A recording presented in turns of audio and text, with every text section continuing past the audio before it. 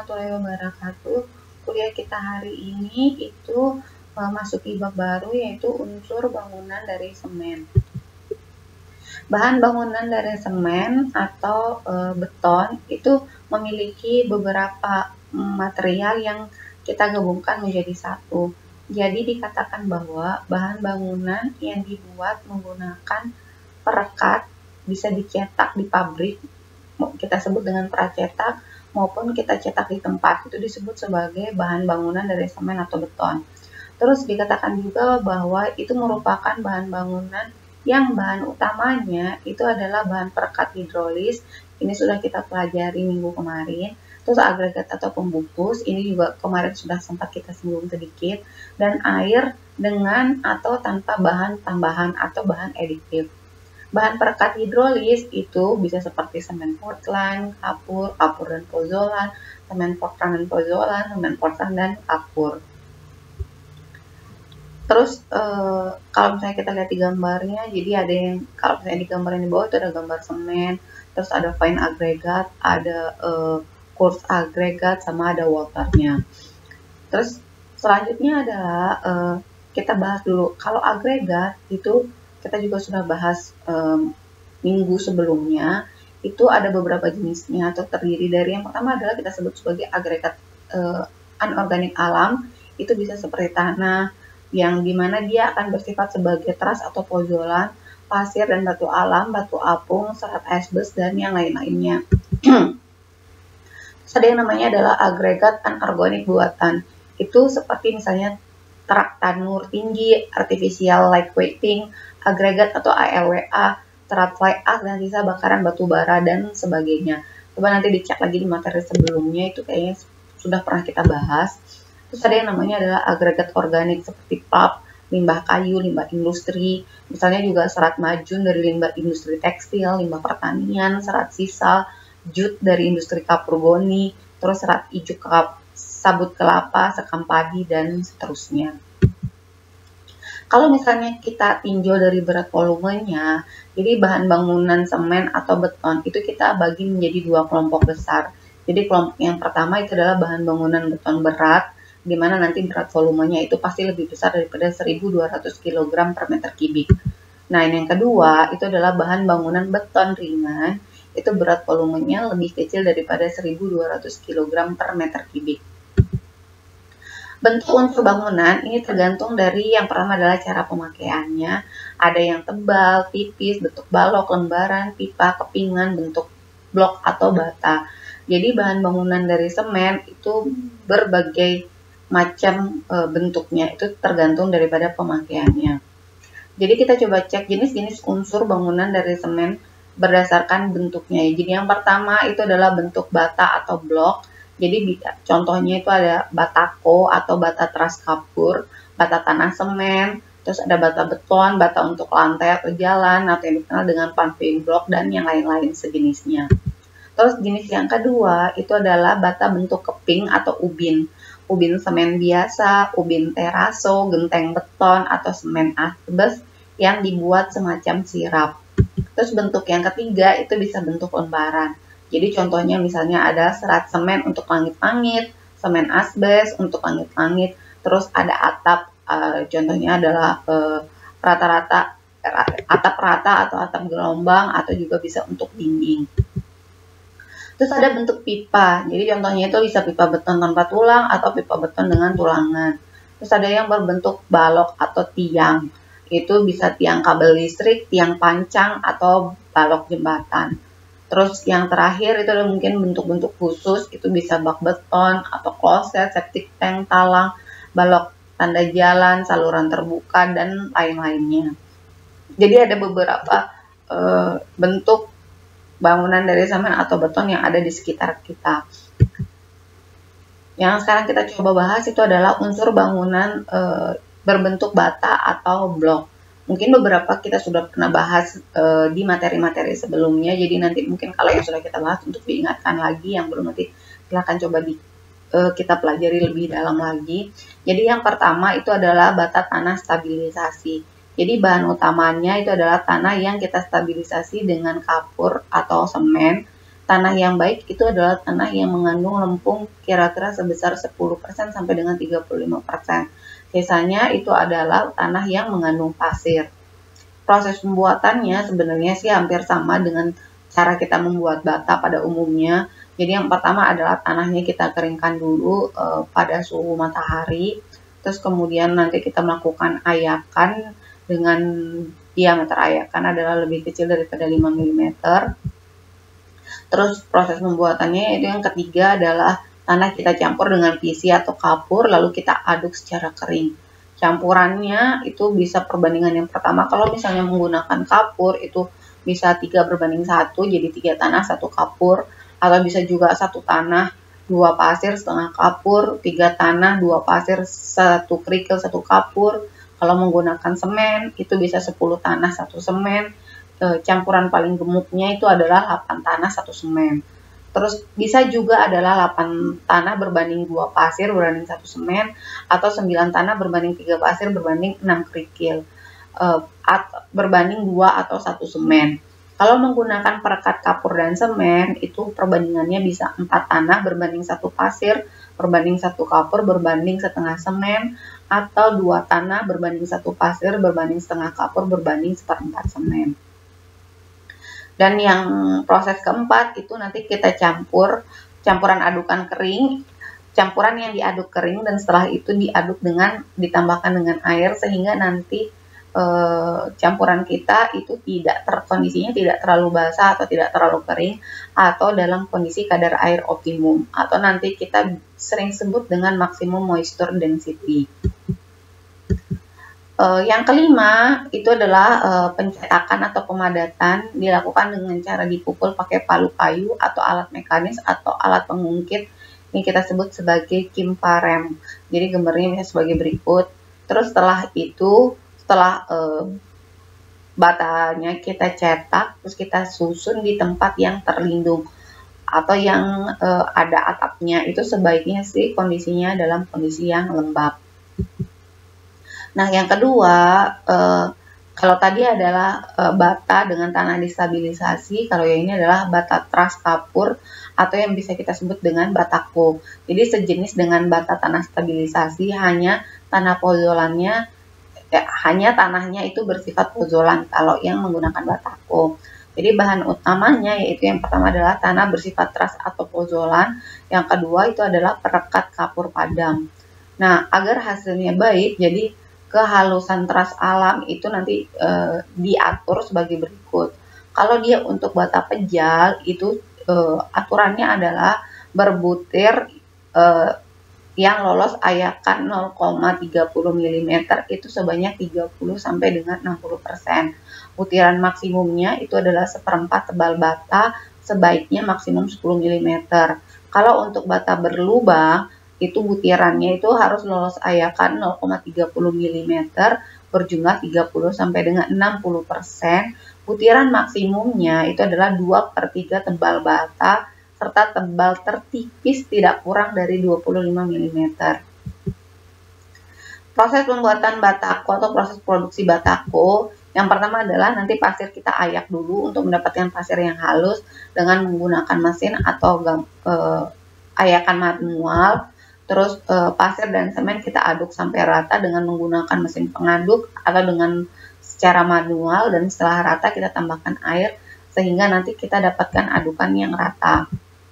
Nah, komposisinya itu yang pertama adalah ada yang namanya komposisi yang cukup baik atau yang baik. Itu perbandingannya adalah 1 kapur berbanding dengan 4 sampai dengan 6 truss talam.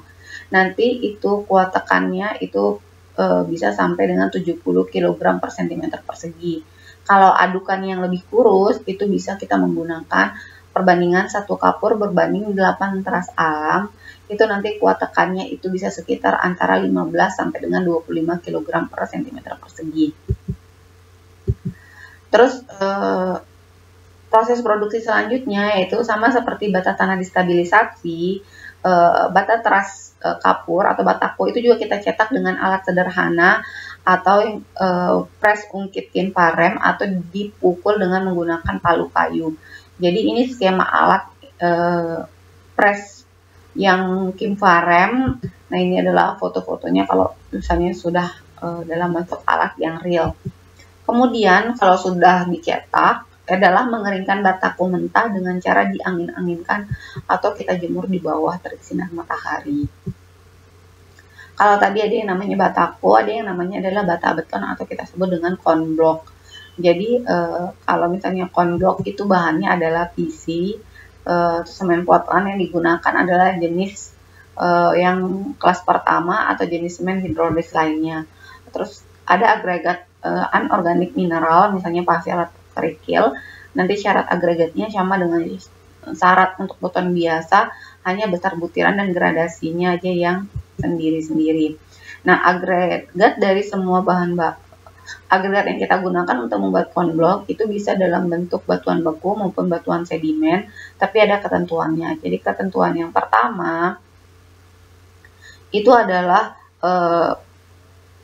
besar butiran ukuran maksimumnya 10 mm atau 2/3 daripada tebal dinding tertipis bata berlubang. Terus yang kedua, kalau misalnya kehalusan FM-nya itu antara 3,45 sampai dengan 3,7 atau terkasarnya adalah 4,25. Terus salah satu susunan butiran agregat itu seperti yang kita tunjukkan pada tabel yang ada di sebelah kiri. Jadi kalau misalnya agregat kita butiran diameternya itu adalah 12,5, maka nanti untuk kalau agregat alam itu dia harus kosong, tidak ada yang tertahan. Agregat buatan juga sama. Terus kalau misalnya dia diameternya adalah 10 mm, maka yang tertahan itu nilainya kalau agregat alam itu adalah 0,0 sampai dengan 5%, sedangkan untuk agregat buatan juga sama, itu 0 sampai dengan 5%. Kalau misalnya diameternya adalah 4,8, maka kalau agregat alam itu dia harus tertahan 20 sampai dengan 30%, tapi kalau di agregat buatan itu 16 sampai dengan 28% dan seterusnya. Terus bahan yang kedua itu adalah air. Air pengaduk itu adalah air bersih dengan jumlah air yang biasanya nanti kita sebut sebagai dengan FAS. Secara umum nilainya itu adalah 0,4 sampai dengan 0,5 untuk FAS-nya. Untuk cetak dengan agregat padar dan getar itu biasanya adalah 0,33 sampai dengan 0,35 untuk FAS-nya. Terus kalau untuk cetak dengan agregat ringan dan getar itu bisa sekitar 0,35 sampai dengan 0,38.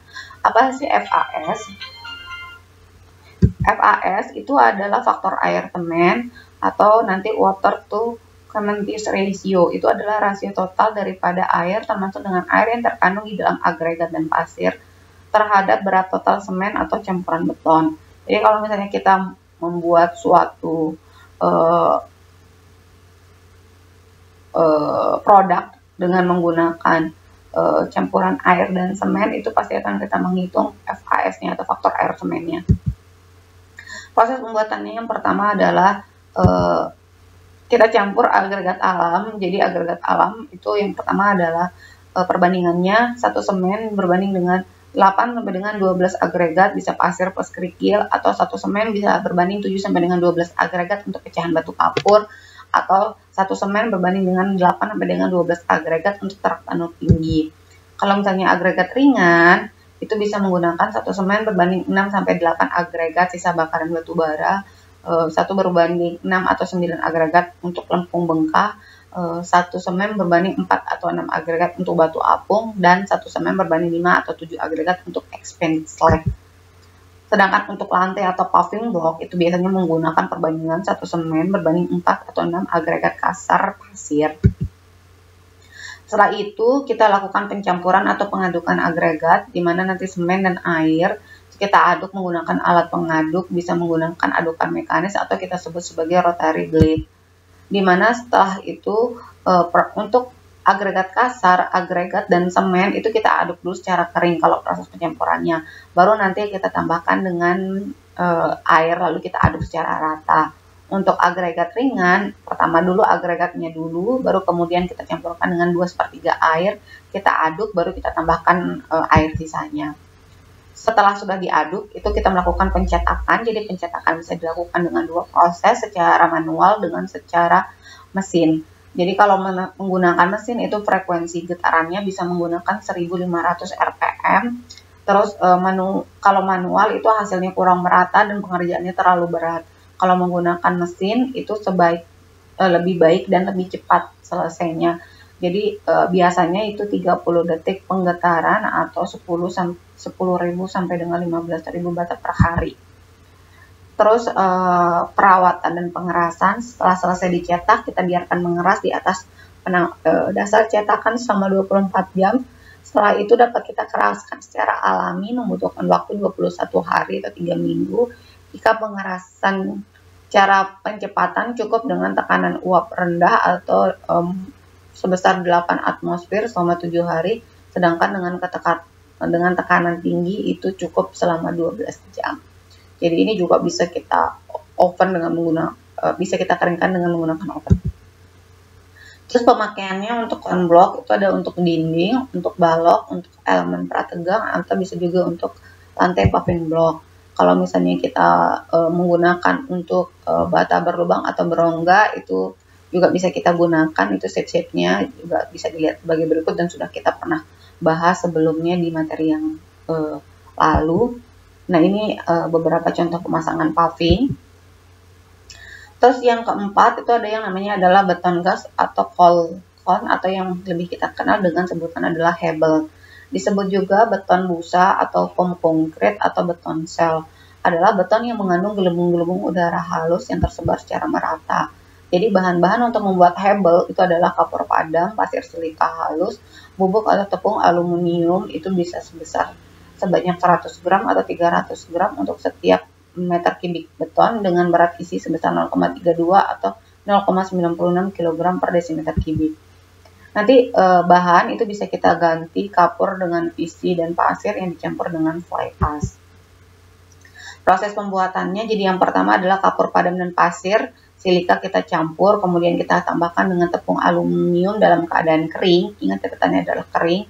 Tambahkan air sampai dengan menjadi bubuk agar cair. Selanjutnya masukkan ke dalam cetakan baja setengah atau sepertiga dari volume cetakan. Adonan akan mengembang karena reaksi kapur dan aluminium menjadi H2. Kemudian kita tunggu sampai cetakan penuh. Masukkan ke dalam autoclave dengan suhu lebih besar daripada 170 derajat dengan tekanan sebesar 8 sampai dengan 14 atm selama atmosfer selama dengan 8 sampai dengan 12 jam. Setelah dingin, blok beton busa kita potong sesuai dengan ukuran yang kita butuhkan. Jadi kalau misalnya menggunakan hebel itu ada beberapa sifatnya. Yang pertama adalah ringan, terus muai susutnya juga kecil, kuat tekannya itu lumayan tinggi, bisa sampai 70 sampai dengan 100 kg per cm kubik.